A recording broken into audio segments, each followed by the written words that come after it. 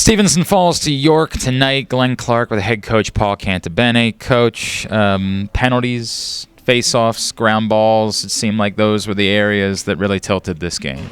Well, yeah, I think we got caught in some tough situations there with the penalties, and I don't know if it was exactly 50-50, but it is what it is.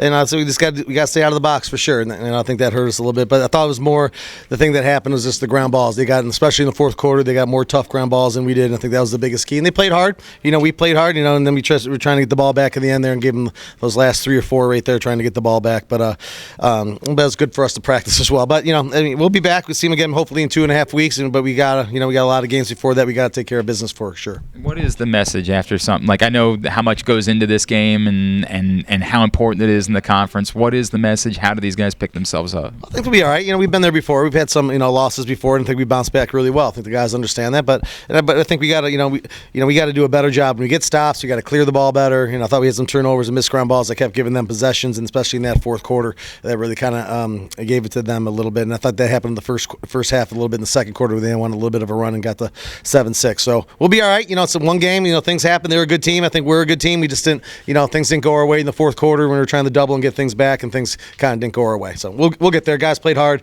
They played hard. 2 good teams.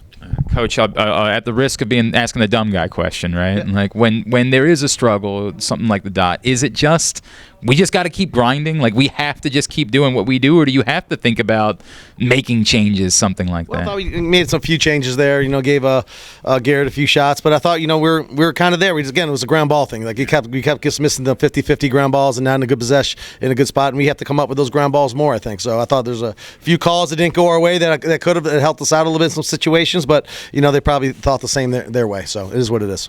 Coach, I appreciate it. I still say Happy Easter to you, and we will see you back here next Wednesday night. All right. Talk to you soon. It's Paul Cantabene. I'm Glenn Clark. GoMaxSports.tv.